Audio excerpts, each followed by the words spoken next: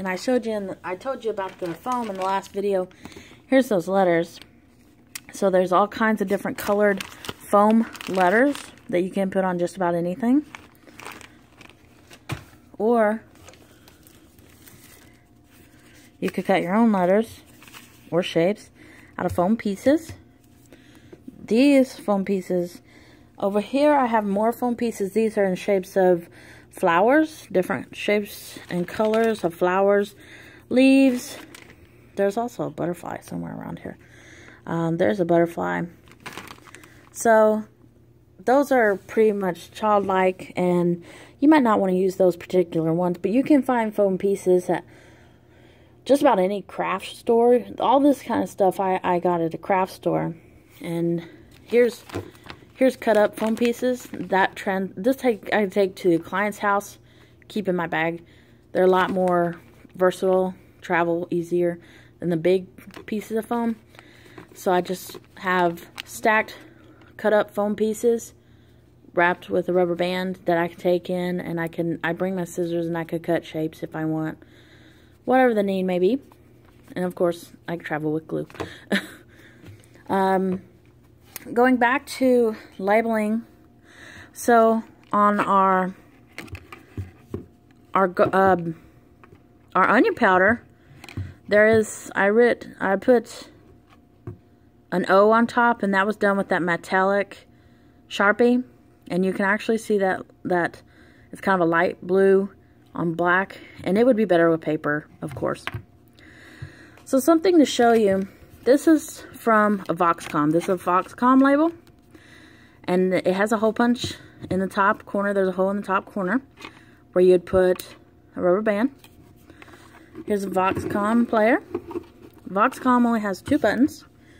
You have the record button, you hold it down, or the volume button. So whatever your need is, you know, if you have a client who's, you know, not into a lot of techie stuff, this is really great device for labeling. It has a little indention hole where you put the card in. Now, the only thing about this is you get 10 seconds. That's it. So, which, don't get me wrong, you can get a lot of information in 10 seconds. You can put a very basic, okay, this is a chocolate cake mix. It takes 2 eggs, half a cup of oil, and a cup of water. I don't know. And, you know, 220, I don't know. But the point is, you can put a lot in 10 seconds. So, I'm actually going to put that in there.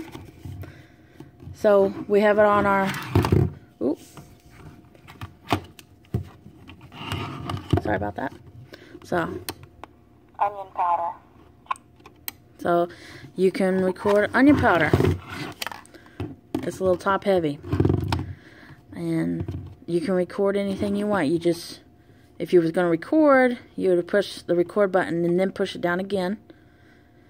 And that would activate, and you can record over it. So, let's see. Ground cinnamon. Ground cinnamon. See? I know, I could have done better if someone was holding my phone. So those are some of the labeling features that I wanted to kind of demonstrate. When it comes to Braille, by the way, a lot of people are like, you know, my 85-year-old client is not going to want to learn Braille. And you would be right most of the time. So maybe foam pieces are the way to go, or rubber bands. You can put 1 rubber band, 2 rubber band, 3 rubber band for whatever. You know, maybe my really popular is garlic and parsley. So I'd have 1 rubber band.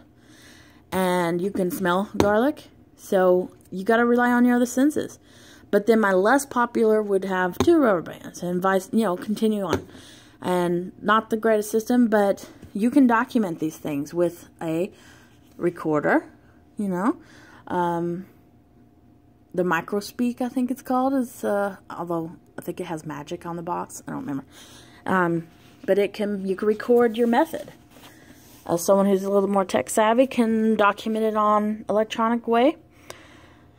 Just like phone numbers. But, you know, for some of our older blind who don't want to use a smartphone, you got to get creative. But you'd be surprised at the clients who are willing to learn uncontracted Braille for things like this. So maybe they will just put P for parsley or C for cinnamon because they know those symbols in Braille. They don't want to go and learn contracted Braille, but there's some people who really enjoy learning uncontracted Braille, and it's part of our job to teach them. So, I can't think. Oh, one more thing. Duct tape. Duct tape is fabulous. And I thought of one more thing after this. But duct tape can go around light switches, and I know you're like, oh, light switches, I remember where my light switch is, but we all spend a lot of time under blindfold this semester, so you learn not everything is that easy when you can't see it. And you put on a 2200 simulator, and you will start to realize that that light colored light switch on that white background is not easy to find, so you could put some duct tape around it, some neon green duct tape.